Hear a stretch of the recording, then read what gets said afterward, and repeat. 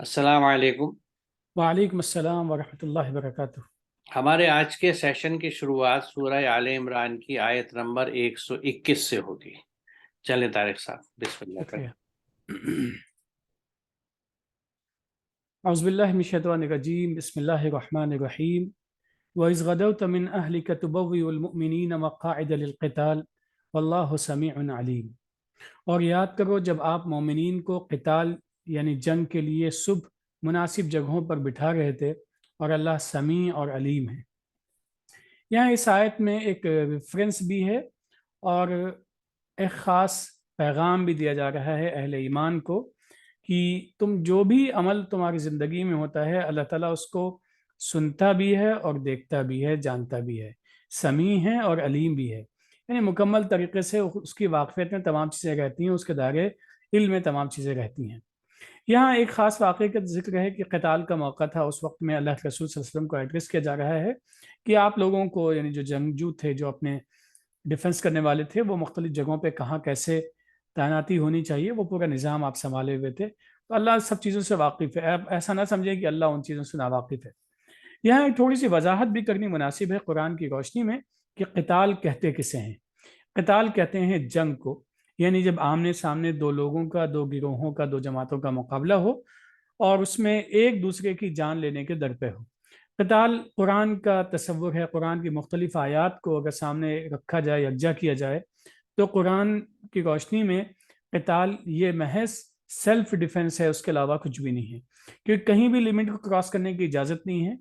और जहाँ भी क़िसास की बात की जाती है, यानी किसी ने किसी की जान ले ली और उसके बदले में जान की बात इजाज़त दी जाती है, और उसके बारे में ये भी कहा जाता है कि क़िसास में ज़िंदगी है, उसी ज़िम्न में ये बात भी कही जाती है कि अगर उसके जो वारिस हैं अगर माफ़ कर दें तो वो ज़्यादा बेहतर बात है। इंसानी जान की अहमियत कुरान ने बहुत ज़्यादा वाज़ेह की है, और इसकी वजाहत एक मज़ीद एक आयत से इस तरह से मिलती है कि जब इंसान की ज़िंदगी, जान ख़तरे में हो और उसके लिए कुछ भी खाने को मैसर ना हो, तो जिन चीज़ों को मना किया गया है, प्रोहिबिटेड हैं, हराम जिन्हें कहते हैं, उन चीज़ों के इस्तेमाल की भी इजाज़त दी है। तो गोया कि इंसानी जान की हिफाजत, इंसानी जान की कद्र व कीमत ये बहुत बड़ी है। लेकिन इसके बावजूद भी अगर कोई शख्स जान लेने के दर पे हो जाए, तो उस सूरत में इस बात की मुकम्मल इजाज़त है, बल्कि हुक्म है कि अपनी जान की हिफाजत के लिए जो भी तदबीर मिनिमम अख्तियार की जा सकती है, वो तदबीर अख्तियार करनी लाजमी है, ताकि एक इंसान की जान ज़ाय होने से बच जाए। ये दोनों बातें हैं जिन्हें हमें यकजा तौर पर समझना चाहिए कि डिफेंस भी ज़रूरी है, लेकिन साथ ही साथ में ये भी ज़रूरी है कि हम अपनी हुदूद से ना निकलें, और क्योंकि अल्लाह के इल्म में हर चीज़ है। बहुत मुनासिब है। और इसमें सिर्फ मैं एक और नुक्ता जो इससे हमें अपने लिए सीख मिलती है वो ये कि ये जो लड़ाई थी डिफेंसिव, जैसा आपने कहा और दुरुस्त फरमाया, तो उसके लिए रसूल अल्लाह सल्लल्लाहु अलैहि वसल्लम अपने आप लोगों की पोजीशन करा रहे थे। तो इससे ये हमें सबक मिलता है कि हाईएस्ट पोजीशन पे भी अगर आप हो और आप सबसे बड़े लीडर हो, तो भी आपको ग्राउंड पे काम करना चाहिए अपने लोगों के साथ मिलके, अपनी जिम्मेदारियों को। और जैसा आपने कहा कि अल्लाह ताला हर चीज़ को सुनता भी है और हर चीज़ का गहरा इल्म रखता है, पूरा इल्म रखता है कि कहाँ पे कौन क्या कर रहा है। चलिए आगे चलते हैं।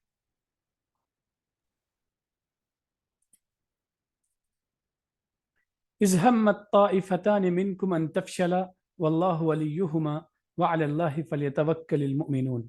जब तुम में से दो गिरोहों को लगा कि वो नाकाम हो जाएंगे, जबकि अल्लाह उन दोनों का वली है और मोमिनीन अल्लाह ही के कानून पर भरोसा करते हैं। यहाँ भी एक ख़ास रेफरेंस है, और उसकी बुनियाद पे ये समझाया जा रहा है कि हमारा सलूक आपस में कैसा होना चाहिए, हमारा रिएक्शन आपस में कैसा होना चाहिए, किस तरीके से हालात की रोशनी में हमें बिहेव करना चाहिए। अब एक ख़ास मौका है जिस पे कुछ लोगों को दो ग्रुप ऐसे भी बन के सामने आ गए अहले ईमान में से, जिनको लगा कि हम नाकाम हो ही जाएंगे और हमें अपना डिफेंस भी नहीं करना चाहिए। हालांकि उनको ये बात मालूम थी और ये हकीकत थी कि अल्लाह ताला ही कारसाज है, अल्लाह ताला ही तमाम आमाल के नतायज मुरतब करता है। तो ऐसी सूरत में करना क्या चाहिए? जब आपस में इंतशार और इख्तलाफ की कैफियत हो, तो इस सूरत में करना ही चाहिए मजमूई तौर पे कि मिनिमम जितना भी हम काम कर सकते हैं वो करना चाहिए, اور اس کے بعد میں یہ ذہن میں رکھنا چاہیے وَعَلَى اللَّهِ فَلْيَتَوَكَّلِ الْمُؤْمِنُونَ کہ اللہ ہی پر اہل ایمان مکمل طریقے سے توکل کرتے ہیں۔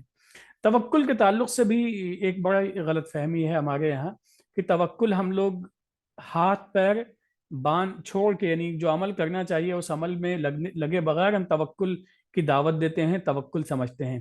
یعنی ہمیں پیاس لگی ہے، پانی نہیں پی رہے ہیں، گلاس نہیں اٹھا رہے ہیں، یا پانی کا جو نظم ہے ارینج نہیں کر رہے ہیں، اور ہم سمجھتے ہیں کہ توکل کر لیا ہے، بہت بڑا ہم نے کام کر لیا ہے۔ ایسا نہیں ہے، بلکہ اسباب کو اختیار کرنا لازمی ہے۔ پھر اسباب کو اختیار کرنے کے بعد میں نتائج کیسے مرتب ہوں گے یہ اللہ پہ چھوڑ دینا چاہیے، کیونکہ بہرحال اسباب کا خالق بھی وہی ہے، ہمارا خالق بھی وہی ہے، ہر چیز کا کریٹر اور خالق وہی ہے۔ لیکن بہرحال ہماری ذمہ داری یہ ہے کہ ہم اپنے اسباب کو جتنا بھی ہو سکے اختیار کریں، اپنے بچاؤ کا انتظام کریں، پروٹیکشن اپنا پرووائڈ خود سے کریں، اور اپنے آپ کو جتنا ہم ڈیفینڈ کر سکتے ہیں، جان کی حفاظت اپنی دوسروں کی کر سکتے ہیں کریں، اور ساتھ ہی ساتھ میں مکمل طریقے سے بھروسہ اللہ پر ہی ہونا چاہیے۔ دیکھیے، جب ایک جماعت ہے جو کسی کام میں انوالوڈ ہے جس میں بہت سارے لوگ ہیں، جیسے یہاں پہ یہ جنگ کا معاملہ ہے، اور وہاں پہ بہت سارے گروپ کے یا قبیلوں کے مختلف قسم کے لوگ موجود ہوں گے، اور خاص طور سے اگر کنڈیشنز چیلنجنگ یا ہاسٹائل ہوں، تو ایسے میں کچھ لوگ جو ہیں وہ نفسیاتی طور سے اپنے آپ کو کمزور محسوس کرنے لگتے ہیں، اور انہیں یہ لگتا ہے کہ یعنی جسے کہتے ہیں نا ہمت چھوڑنے لگے کہ نہیں بھائی یہ نہیں ہوگا، نہیں ہو پائے گا شاید۔ تو ایسے میں اگر یہ سوچ ایسے ہی رہے اور آدمی اپنی کوشش نہ کرے اپنی پوری بھرپور صلاحیتوں کے ساتھ، تو جیسا آپ نے کہا پھر نتیجہ اس کے خلاف ہی جاتا ہے۔ لیکن ایسے میں جو ساتھی ہوتے ہیں ان کی ذمہ داری ہوتی ہے کہ ان کو موٹیویٹ کریں اور انہیں یاد دلائیں کہ دیکھیں اللہ ہمارا ولی ہے، کیونکہ جیسے بات جبکہ اللہ ان دونوں کا ولی، یعنی جن گروپ میں لوگ ہمت ہار رہے تھے اللہ تعالیٰ ان کا ولی اور کارساز ہے، کیونکہ وہ ایمان والے لوگ تھے۔ لیکن اگر ہمت ہار رہے تھے تو پھر اس میں جب تک کہ وہ اپنی اس کیفیت پہ واپس نہیں آتے جس کی بنیاد پر وہ پورا حوصلہ پا کے ثابت قدم ہوں، تو وہ نتائج فیوریبل نہیں ہوتے۔ اس کے لیے میں کچھ اور وضاحتیں ہیں کلام پاک میں بہت۔ ایک تو یہ سورہ حج کی آیت ہے، اور یہ آیت جو ہے یہ 40 نمبر ہے سورہ حج کی، جو یہ بتا دی ہے کہ البتہ اللہ ضرور اس کی مدد کرے گا جو اس کی مدد کرتا ہے، جو اللہ کی مدد کرتا ہے اللہ اس کی مدد کرے گا۔ یہ سسٹم کیا ہے؟ دیکھیے، وجہ یہ ہے کہ جیسے ابھی ذکر ہوا تھا پچھلے سیشن میں بھی کہ اللہ پہ ایمان کا مطلب ہے اس نظام پہ ایمان رکھنا جو نظام اللہ تعالیٰ نے قائم کر رکھا ہے اس دنیا۔ تو اللہ کا جو نظام ہے اس نظام کی اگر ہم مدد کرتے ہیں، اس کی ہم کس طرح مدد کرتے ہیں کہ اللہ تعالیٰ نے جو احکامات ہمیں دیے ہیں قرآن میں، جب ہم ان احکامات کی روشنی میں اپنی زندگی گزارتے ہیں تو ہم اس نظام کے سپورٹر بن جاتے ہیں، کنٹریبیوٹر بن جاتے ہیں، ہم اسے کنٹریبیوٹ کرتے ہیں۔ لیکن جب ہم اللہ کے احکامات پہ نہیں چلتے تو پھر ہم اس نظام کو نقصان پہنچانے والے بن جاتے ہیں۔ مثال طور پہ اللہ تعالیٰ نے منع کیا زمین میں فساد مت پھیلاؤ، لیکن ہم فساد پھیلانے لگیں تو ہم اس نظام کو اب ڈیمیج کر رہے ہیں، اور کچھ اور مصلح چاہیے ہوں گے، اصلاح کرنے والے چاہیے ہوں گے جو ہمارے پیدا کرے ہوئے اس فساد کو ٹھیک کریں گے۔ اسے اس طرح سمجھ لیجیے یہ بھی ایک فساد کی قسم ہے، لیکن بڑی بنیادی ہے کہ ایک شخص باوجود لاکھ سمجھانے کے، چاہے وہ ہمارے گھر کا فرد ہو، ہر جگہ کوڑا پھینک دیتا ہے۔ اب اگر اس کو دوسرے لوگ مل کے اس کوڑے کو نہ اٹھائیں تو وہ گھر گندا ہوتا چلا جائے گا، وہ کوڑا بڑھتا چلا جائے گا، اور وہ گھر کوڑا گھر بن جائے گا، کیونکہ سبھی پھر اس میں کوڑا ڈالنے لگیں گے۔ تو ایک شخص جو ڈسپلن سے باہر نکلا، احکامات سے باہر نکلا اور فساد پھیلایا، تو وہ اس نظام کے جو صفائی رکھنے کے، ڈسپلن کے، گھر کے معیار کے لیے تھا، اس کے الگ چلا گیا۔ تو یہاں جو اللہ کا ایک نظام ہے جو اس پوری کائنات میں جاری ہے، خود ہمارے نظام میں بھی جاری ہے، باقی اور جگہوں پہ کوئی فساد نہیں پھیلاتا، کیونکہ کسی کے پاس نفس اور خواہش یا چوائس نہیں۔ اس کے جتنے بھی کمپوننٹس ہیں، کانسٹیٹیوئنٹس ہیں، وہ اللہ کی گیون ڈائریکشن پہ چلتے ہیں، کیونکہ they have no choice. Electron سے لے کے پلینٹس تک گیلیکسیز تک، ان کے پاس چوائس ہے نہیں کہ جو اللہ تعالیٰ نے لاز ان کے لیے بنا دیے ان کے تحت کام کرتے رہتے ہیں۔ انسان کے پاس چونکہ چوائس ہے کہ وہ اللہ کے بتائے ہوئے طریقے سے اس نظام کو کنٹریبیوٹ کرے، سپورٹ کرے، اپنی بلکہ پوری توانائی سے بھاگ دوڑ میں لگا رہے اس سسٹم کو سپورٹ کرنے کے لیے، یا پھر وہ اپنی مرضی سے کام کرے جس سے وہ سسٹم کو تو سپورٹ نہیں کرتا بلکہ فساد پھیلاتا ہے۔ اس لیے جو بنیادی چیزیں ہیں جس سے یہ نظام خراب ہوتا ہے ان کو کرنے والوں کو مفسد کہا جاتا ہے، کسی بھی طرح کی، چاہے وہ سماجی فساد ہوں، چاہے ماحولیاتی یعنی انوائرمنٹل فساد ہوں، چاہے فائنینشیل ڈس آرڈرس ہوں یعنی مالی طور کے فساد ہوں جو پھیلائے جاتے ہیں۔ ہر سطح پہ آپ دیکھیں گے، علم کے میدان کے، ہر جگہ کے، گھریلو زندگی کے، جیسے میں نے ایک مثال دی کوڑا پھیلانے والے کی، تو یہ وہ لوگ ہیں جو اللہ کے نظام کو کنٹریبیوٹ نہیں کر رہے، یعنی ایک طرح سے وہ اللہ کی مدد نہیں کر رہے۔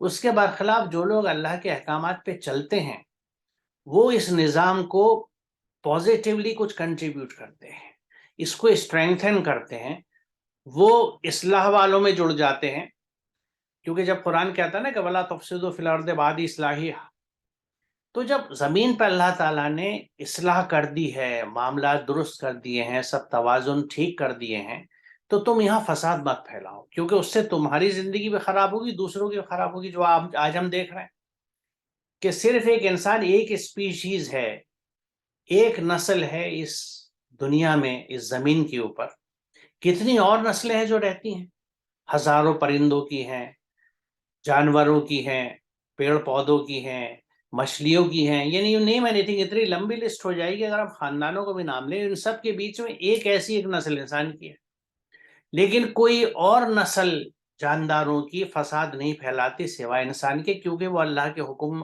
وحی کے حساب سے چلتے ہیں۔ انسان کے پاس چونکہ چوائس ہے اس لیے منمانی حرکتیں کر کے فساد پھیلاتا رہتا ہے، اور سمجھتا ہی ہے کہ ہم تو اصلاح کر رہے ہیں، جیسا قرآن کہتا ہے کہ جب ان سے کہا جاتا ہے کہ فساد نہ پھیلا تو کہیں گے ہم تو اصلاح کرنے والے۔ کیوں؟ کیونکہ بہت سی چیزیں جو انسان کرتا ہے وہ سمجھتا ہے نہیں یہی چیز ٹھیک ہے اور اس سے کچھ خرابیاں ٹھیک ہو جائیں گی، اسی لیے ہمیں ایک انڈیکس اور ریفرنس اور پیرامیٹرز چاہیے جو قرآن ہمیں دیتا ہے کہ صحیح کیا ہے، غلط کیا ہے، کون سی چیز فساد پھیلاتی ہے، کون سی چیز سے اصلاح ہوتی ہے۔ تو جب ہم اللہ کے احکامات کے حساب سے عمل صالح کرتے ہیں تو ہم اللہ کی مدد کرتے ہیں، کیونکہ اس کے نظام کی مدد کرتے ہیں، تو ایسے لوگوں کی اللہ بھی مدد کرتا ہے۔ اچھا، اس کی کیوں مدد کرتا ہے؟ کیونکہ دیکھیے وہی بات ہے کہ کہیں پہ بھی اللہ تعالیٰ نے اپنی مرضی یا خواہش کو رکھا ہی نہیں۔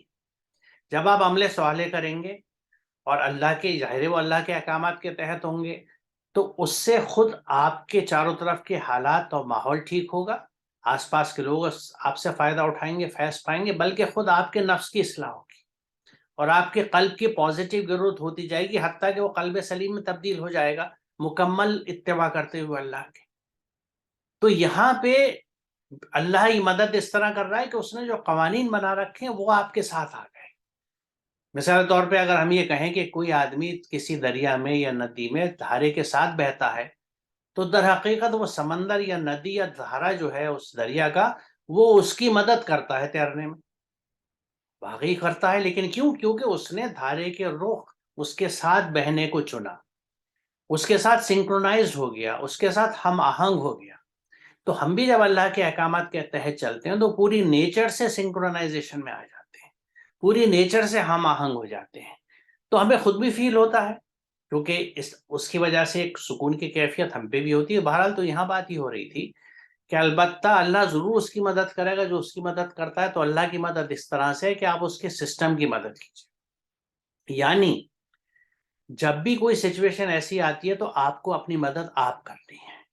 یہاں پہ اگر آپ ہمت چھوڑ رہے ہیں تو ہمت آپ کو پھر بندھانی ہے، اور اس کے لیے قرآن کی آیت بہت چشم کشا ہے کہ حقیقت یہ ہے کہ اللہ کسی قوم کے حال کو نہیں بدلتا جب تک وہ خود اپنے اوصاف کو نہیں بدلتا، یعنی جو لوگ ہمت چھوڑ رہے ہیں جب تک وہ پھر سے ہمت نہیں باندھیں گے، وہ پھر سے حوصلہ رکھ کے کھڑے نہیں ہوں گے، ثابت قدم نہیں ہوں گے، ان کے حالات نہیں بدلیں گے۔ یعنی اگر ایک شکست دکھ رہی ہے تو وہ شکست تو نہیں ملے گی، they will face the defeat، they will face the defeat، کیونکہ اگر انہوں نے ہمت چھوڑ دی ہے۔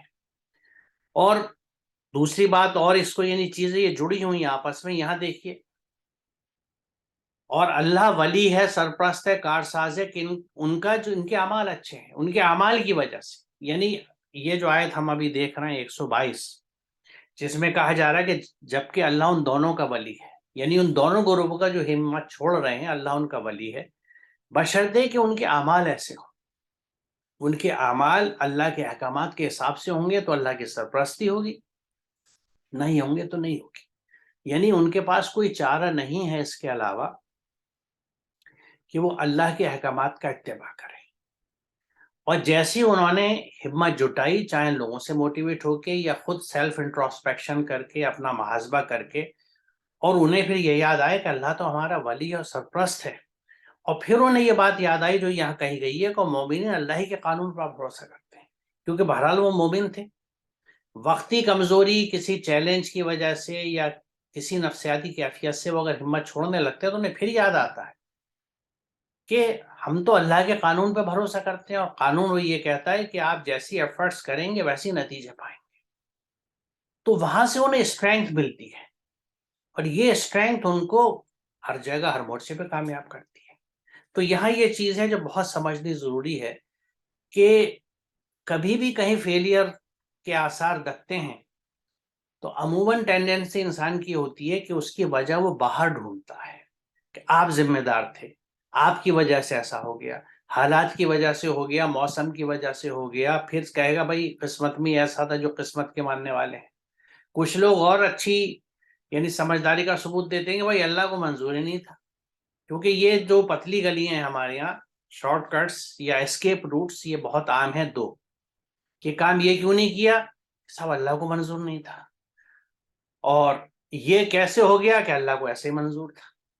تو یعنی میں تو کہیں بیچ میں ہوئی نہیں، میری ریسپانسبلٹی نہیں ہے، جبکہ قرآن یہ بتاتا ہے کہ ہر چیز کے لیے آپ ریسپانسبل ہیں.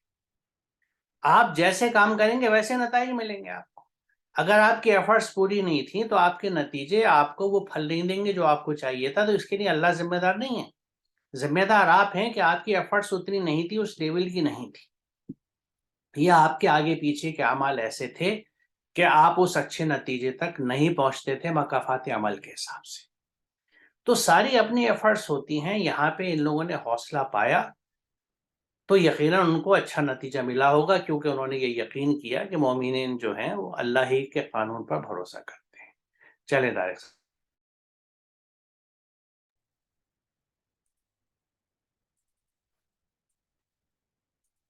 وَلَقَدْ نَصَرَكُمُ اللَّهُ بِبَدْرٍ وَأَنْتُمْ أَذِلَّةٌ فَاتَّقُوا اللَّهَ لَعَلَّكُمْ تَشْكُرُونَ.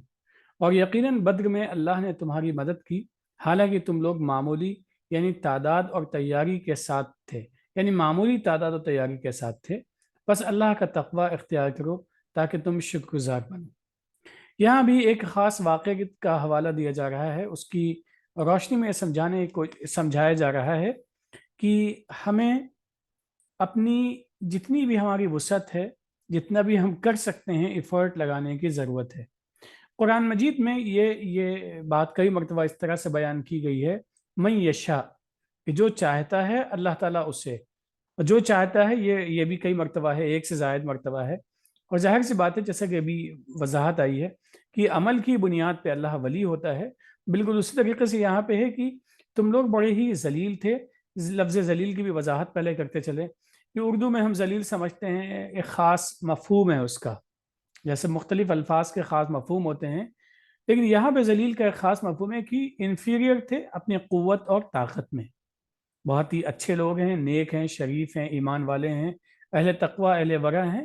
بس یہ ہے کہ جو مد مقابل تھا اس کے مقابلے میں، قوت و طاقت کے مقابلے میں وہ تھوڑا سا کم تیاریاں تھیں، ان کے پاس میں کم ساز و سامان تھا. اس کے باوجود بھی اللہ نے مدد کی، کیونکہ اللہ کی مدد کا نظام یہ ہے کہ انسان جب نکلتا ہے، کوشش کرتا ہے، اپنے بساط کے بقدر جتنی بھی کوشش کر سکتا ہے کرتا ہے، تو اس کے نتائج بھی ویسے ہی ہوتے ہیں. یہاں پہ اختتام اس آیت کا اس انداز میں ہے کہ اللہ کے متقی بن جاؤ تاکہ تم شکر ادا کر سکو. لیکن تقوی اور شکر کا بڑا خاص تعلق ہے، کیونکہ تقوی کہتے ہی ہیں کہ اللہ کے بتائے ہوئے ڈوز اینڈ ڈونٹس پہ آدمی عمل کرے. اور ظاہر سے بات ہے، زبان سے شکر گزاری اپنے آپ میں کوئی بہت بڑی چیز نہیں ہے ایک چیز کہ آدمی زبان سے شکر ادا کرے، لیکن اصل یہ ہے کہ جس وقت میں جس بات کا حکم ہے اس بات کو بجا لانا، یہ اپنے آپ میں اہم شکر گزاری ہے. عملی شکر گزاری، اور وہ جو عملی شکر گزاری ہے، عملی اور قولی اور ہر اعتبار سے، اس کے مجموعے کو تقویٰ کہتے ہیں. یعنی متقی بن جاؤ تاکہ تم شکر گزار بن سکو. دیکھیے یہاں جو یہ بات کہی اور یقیناً بدر میں اللہ نے تمہاری مدد کی، تو اللہ کی مدد جب ہی آئی ہوگی جب انہوں نے اپنی مدد آپ کری ہوگی. اور وہ مدد آپ کا سلسلہ یہ ہے کہ یہاں پہ یہ بات کہی جا رہی ہے کہ وہ تعداد اور تیاری دونوں کے حساب سے کمزور تھے. سامان حرب یعنی جنگی ساز و سامان بھی ان کے پاس اتنا نہیں تھا، تعداد بھی اتنی نہیں تھی، لیکن کیا چیز تھی جو انہیں جتاتی تھی یا جتایا جس نے انہیں، وہ وہی چیز تھی جس کو ہم قدرت کے کارخانے میں کئی جگہ دیکھتے ہیں. مثال طور پہ یہ بات سائنٹیفکلی پروون ہے اور ہم نے خود بھی دیکھی ہے کہ چینٹی جو بہت چھوٹی سی ہستی ہوتی ہے اپنی جسامت میں، اپنے جسہ میں، وہ اپنے جسم کے وزن سے کئی گنا زیادہ وزن اٹھا لیتی ہے اور لے کے چلتی ہے. کیوں؟